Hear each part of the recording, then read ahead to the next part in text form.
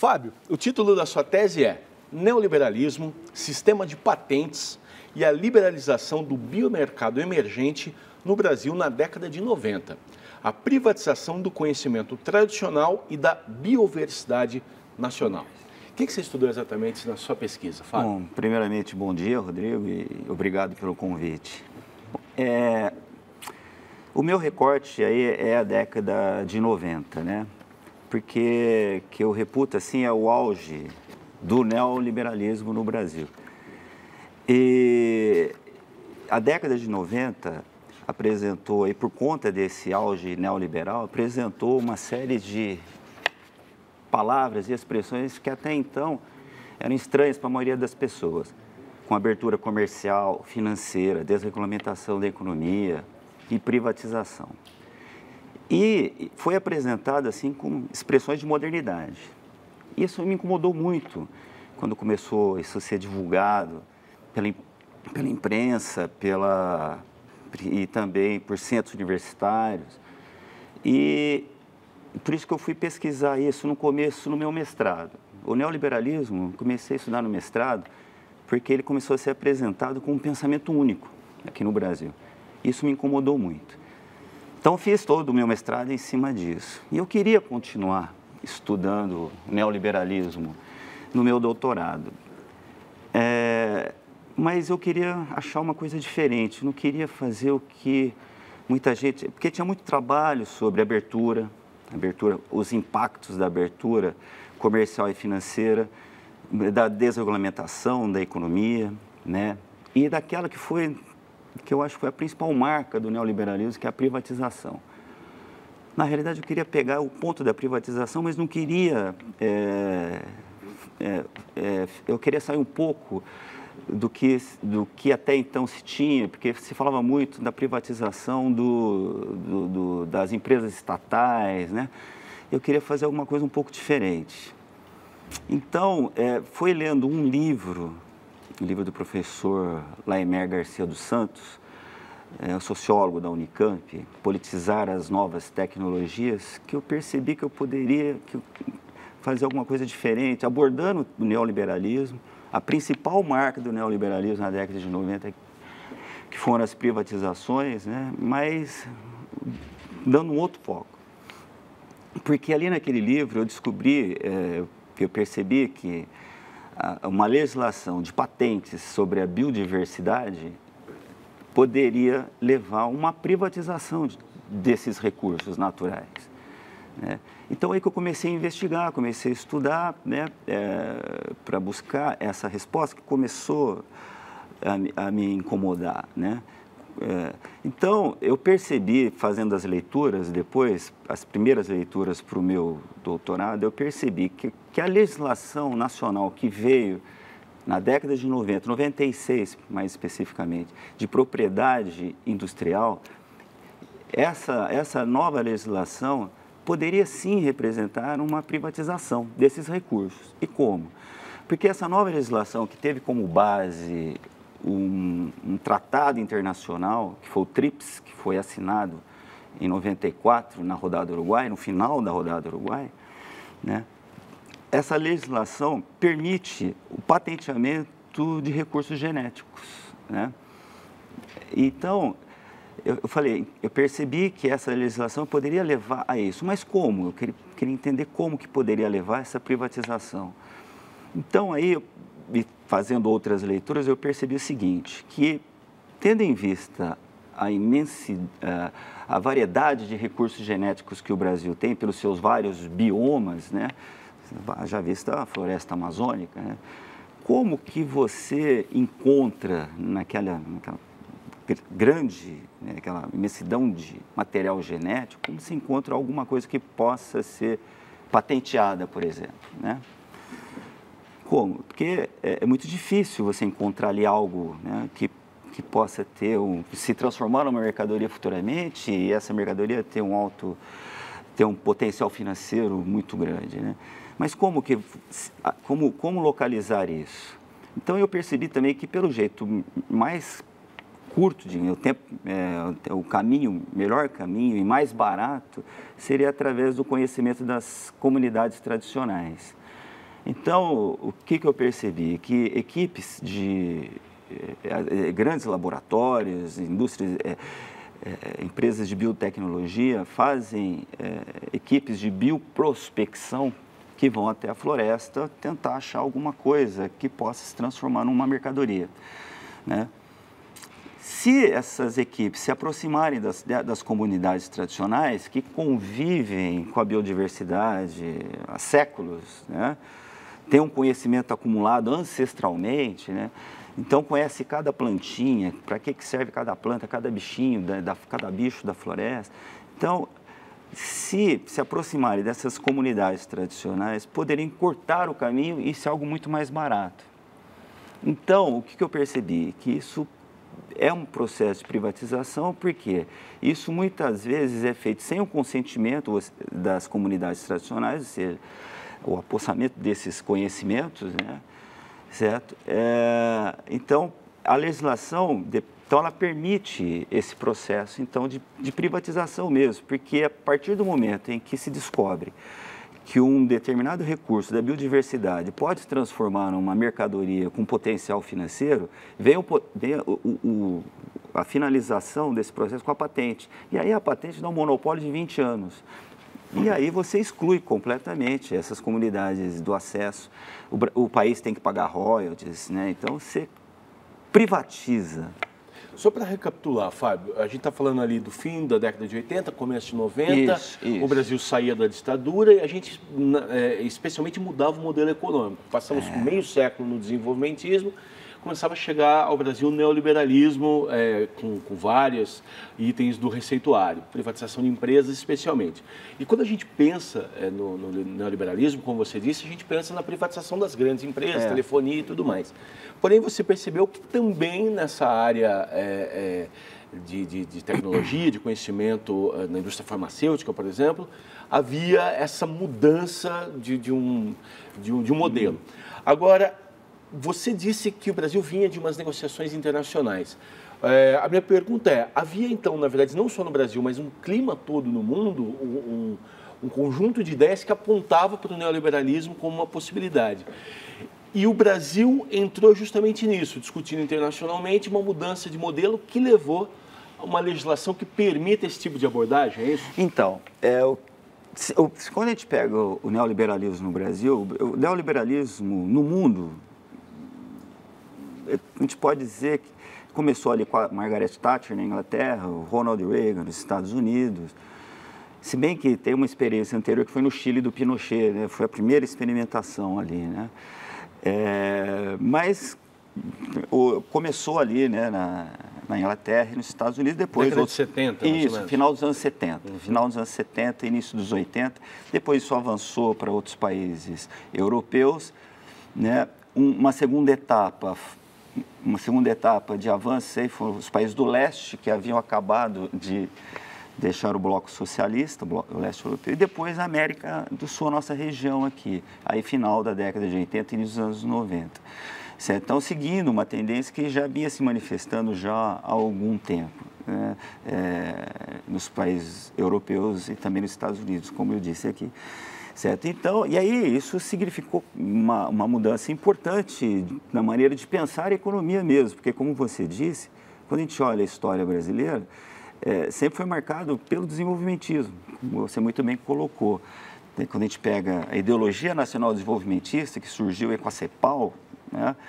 Comissão Econômica para a América Latina, influenciou muito os governos aqui na nossa região, e o Brasil não foi diferente. Pega o governo Juscelino Kubitschek e seu plano de metas, né? Foi muito influenciado por essa ideologia nacional desenvolvimentista, que tem o Estado por detrás orientando esse desenvolvimento. Isso mudou muito final dos anos 80. Na década de 80 é complicado, porque é uma década de crise da dívida externa, inflação muito alta e tal. Então, muda mesmo, o modelo econômico muda, como você bem colocou, na década de 90, liberalizando. E então, quando acontece essa mudança, na verdade, antes não era permitido a empresas explorarem dessa maneira esse conhecimento tradicional. E a legislação vem para permitir esse tipo de abordagem, é isso? Exatamente. Quando a gente pega, quando a gente observa os tratados internacionais de uma sobre propriedade industrial. O primeiro foi de 1883, né, a Convenção de Paris, né, e ali foi a primeira discussão. Então, mas aquela Convenção Internacional dava um pouco mais de liberdade para os países adotarem uma legislação de patentes, né, que fosse mais adequada ao seu grau de desenvolvimento. Certo? Mas depois das revisões da Convenção de Paris, elas se tornam cada vez mais rígidas, certo? No sentido de atender interesses de grandes empresas, né? Então, as patentes começaram a ficar mais rígidas, as legislações de patentes mais rígidas. E o ponto culminante disso foi o início da rodada Uruguai, né, que foi aí na década de 80, começou em 86, né, certo? Que foi no âmbito do GATT, ainda no GATT, né, que é para discutir uma coisa do livre comércio, mas que foi também colocado a questão de uma legislação de propriedade industrial que pudesse ser mais harmônica, pudesse outros países, todos os países adotarem a mesma legislação, né, harmonizar um sistema de patentes, na realidade é isso, certo? E a rodada Uruguai prolongou de 85, só foi concluída em 94. E aí, um dos pontos da conclusão da rodada Uruguai foi o TRIPS, né? Esse tratado internacional de propriedade industrial, certo? Que procurou tornar harmônico, né? Igualar todos os sistemas de patentes no mundo. Então, os países signatários da rodada Uruguai seguiram o que foi o TRIPS, né? esse tratado, essa nova legislação. E o TRIPS possibilitou isso, você poder patentear recursos genéticos, que antes não existia. Como que era antes? Antes era só a questão da tecnologia da indústria mesmo, né? Tinha até, você pega medicamentos, você citou a indústria farmacêutica, tinha assim a questão da propriedade industrial de processos, né, produtos e processos eram patenteados, certo? Mas não ainda recursos genéticos não. Né? Isso é uma novidade que surge com o TRIPS e isso depois foi transferido para outras legislações. E por quê? Porque começou a se desenvolver no mundo, a partir dos anos 70, principalmente, pós-Segunda Guerra Mundial, mas uma coisa que avança muito na década de 70 e 80, a biotecnologia. É uma nova área, uma nova possibilidade de exploração de capital, entendeu?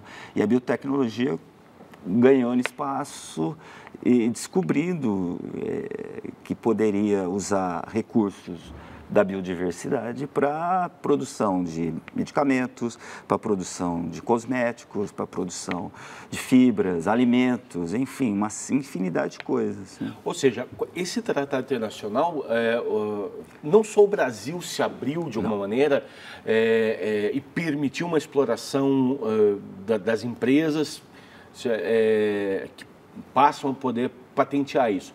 Havia esse tratado, isso era algo que se espalhava pelo mundo, essa nova maneira de entender os recursos naturais e o conhecimento tradicional, é isso? E o Brasil foi signatário, o Brasil entrou nessa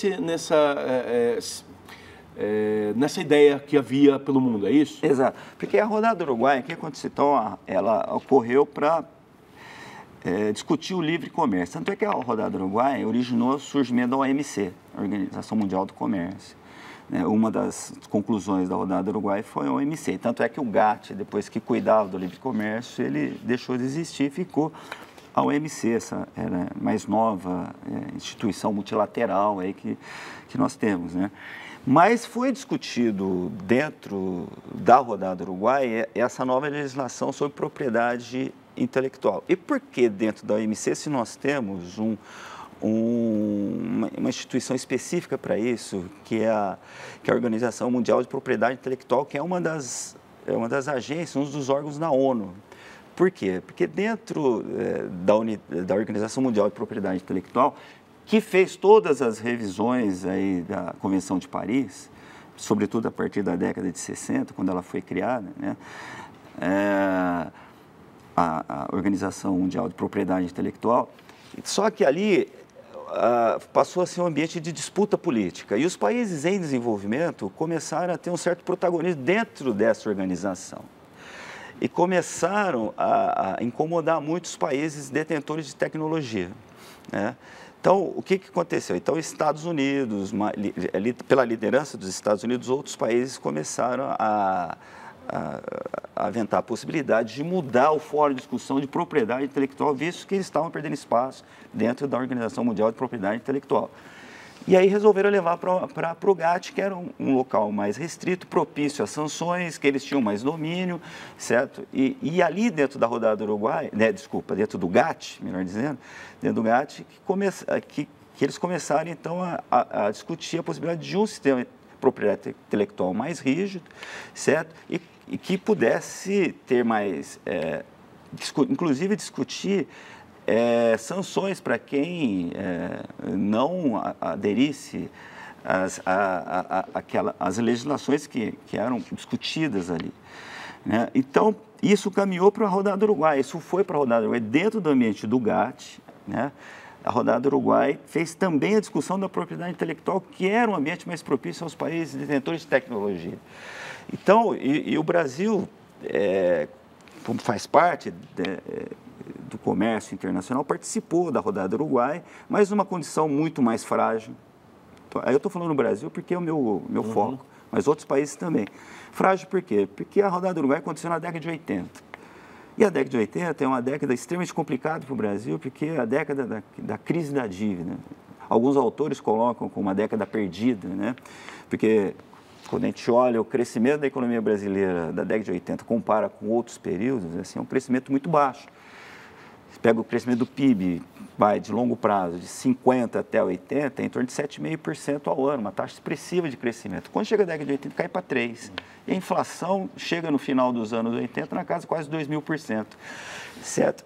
Então, e a crise da dívida, o Brasil muito fragilizado por conta de uma dívida externa que foi contraída na década de 70 e que a conta chegou nos anos 80. Ou seja, o Brasil vai para a negociação fragilizado, muito fragilizado e louco para aderir a um novo modelo que pudesse solucionar a sua situação. Exatamente. Agora, essa legislação, ela em nenhum momento teve cuidados para proteger o conhecimento tradicional, ou pelo menos equalizar as questões, enfim, para quem desenvolvesse, pegasse a matriz ali, mas tivesse um trabalho em cima disso e desenvolvesse um produto. Claro que essa pessoa deveria ter algum ganho, mas sem nenhuma, foi realmente muito desigual, sem nenhuma proteção. Não tem, quer dizer, é uma legislação, por exemplo, que ela proíbe o patenteamento de plantas e animais, né? É o mínimo também que talvez se espere, porque não vai patentear uma planta, um animal, né, inteiro. Mas aquilo que você pode modificar geneticamente, isso pode ser patenteado. Aqui, né, a modificação genética desse organismo geneticamente patentado, você descobre um gene de uma planta ou de um animal mesmo, né, e isso que pode ser manipulado pelo laboratório e desenvolvido e se transformar numa outra mercadoria, né. A proteção vem nesse sentido, de você não pode patentear uma planta ou animal, mas não o que pode ser modificado geneticamente. Agora, Fábio, até uma provocação para você poder explicar como você elabora as questões. A legislação diz basicamente o seguinte, bom, eu não posso patentear a planta, ela está garantida ali, mas o que a empresa fizer de modificação, o trabalho que ela teve de pesquisa, isso está garantido. Até para não tirar o incentivo para que as empresas continuem desenvolvendo, como a gente citou um exemplo, a indústria farmacêutica. Essa proteção não é legítima e ajuda de alguma maneira o desenvolvimento do país? O país não ganha com isso também? Então, o país, assim, ele não, até onde eu pude avançar, o país, ele não ganha, porque existe um monopólio aí, né, e monopólio de 20 anos para a exploração disso.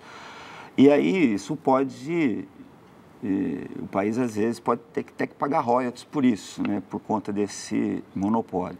Mas, claro, né, que o argumento que se tem para uma legislação dessa, né, de proteção à propriedade intelectual, é que senão a ciência não avança, né?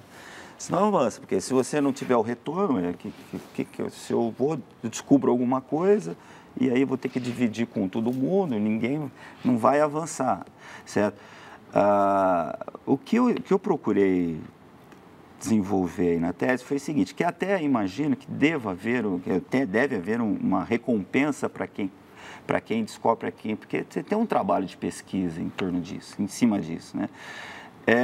Mas o monopólio, na nossa visão, eu falo nosso porque outros autores têm essa visão também, o monopólio que é complicado, essa coisa do monopólio por 20 anos, né? E aí tem uma questão que eu coloco também na tese, qual é a legitimidade, né, de uma legislação, ou ainda de uma patente, ou de uma pesquisa, que tem como base um conhecimento tradicional. Conhecimento tradicional que foi gerado ancestralmente, que é coletivo, certo? E aí isso é apropriado para uma empresa e transformado em mercadoria.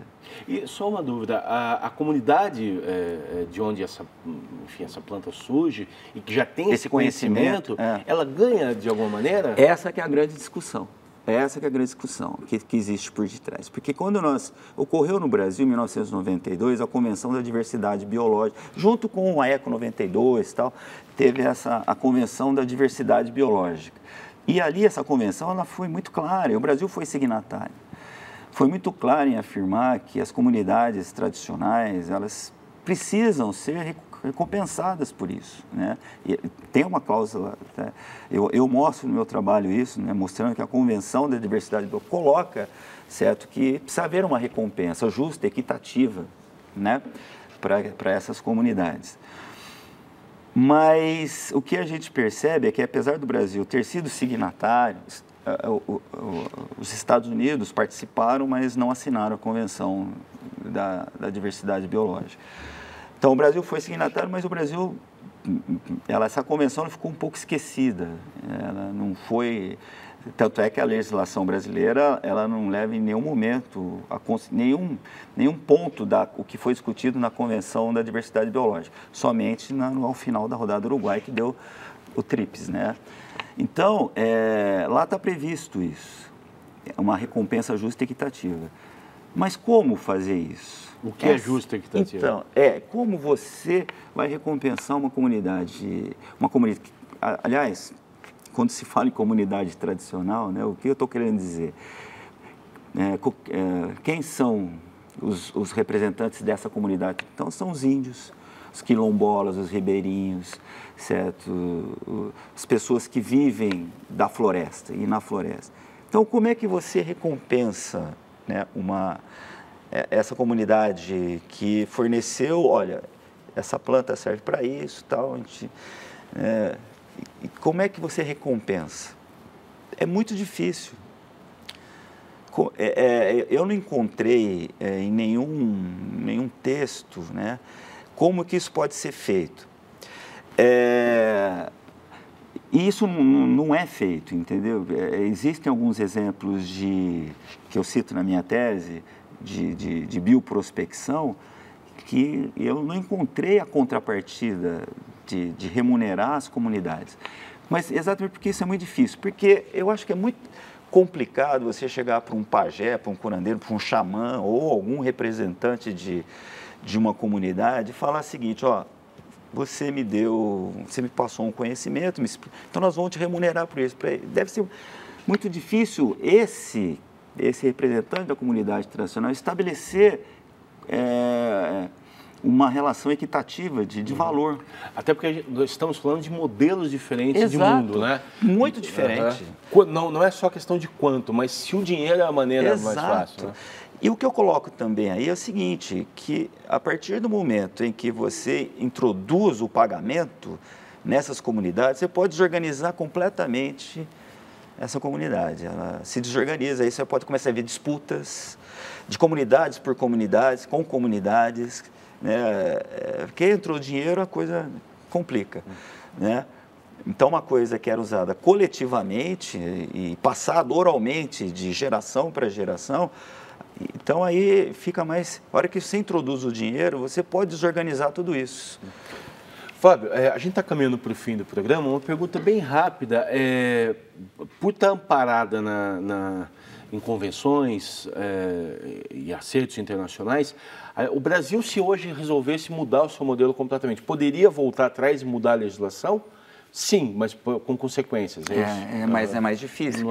É mais difícil, porque o Brasil ele fez parte dessa rodada do Uruguai, que originou o TRIPS, depois teve, na década de 90, a legislação seguiu tudo aquilo que, as recomendações que vinham desse tratado internacional. Poderia sofrer sanções internacionais, Sim, poderia. O Brasil mesmo sofreu, no início dos anos 90, sofreu sanções dos Estados Unidos, porque a legislação de 71, anterior a 96, previa o patenteamento de produtos, mas não de processos industriais.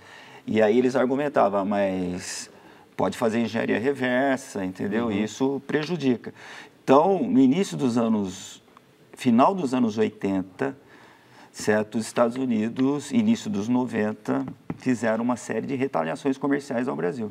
Uhum. Certo? Que só modificou depois que entrou o Fernando Collor, se comprometeu a levar adiante uma discussão sobre a legislação, uma legislação mais afeita aos interesses norte-americanos, né?